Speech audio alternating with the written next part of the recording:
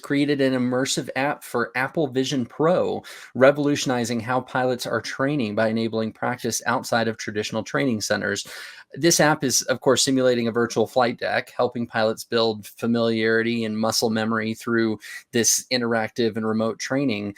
Sounds like users are going to be able to explore controls, follow guided procedures, practice flight deck interactions with just simple hand gestures. I mean, currently tested with the Bombardier Global 7500, the app is expected to launch in spring 2025 with potential expansion to other aircraft. This is great. This will give Microsoft Flight Simulator a run for their money, maybe. I don't know. Yeah, for sure. Number one challenge is going to be accessibility and scalability. We know that Apple, with its kind of Vision Pro headset, they know how to do things at scale, no question about it. But you're talking about really the app in there being accessible, being scalable, making sure that it can be deployed widely and affordably across different aircraft types and different pilot needs, not just for a few kind of high-end luxury jets. This is really something at scale that's got to be deployed. That's the biggest challenge. Brian, what's your best?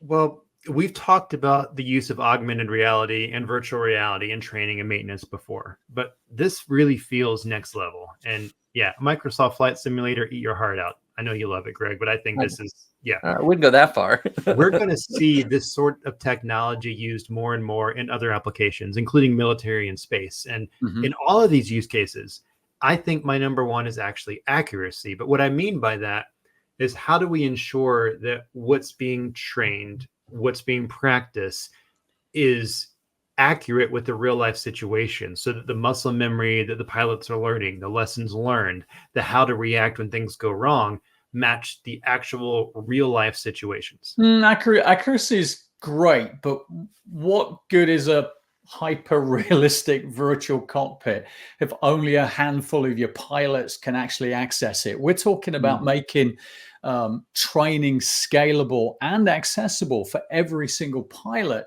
not just the ones with the deep pockets and fancy planes. Otherwise, we're just training a bunch, frankly, of a bunch of Bond villains, I would say. But if you're going to train, you have to make sure that what you're training is correct. And I think I'm just going to beat Andrew to this. I'm going to go ahead and talk about AI and product validation here.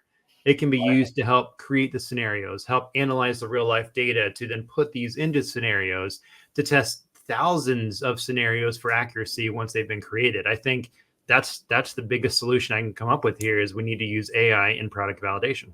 I think you need a foundation before you start bringing in lots of AI, and that part of the critical thread I would call is product validation and simulation. That's going to allow you to simulate diverse flight scenarios and environments within the app, making sure that the training is not only realistic, but rigorously validated across various conditions and various aircraft.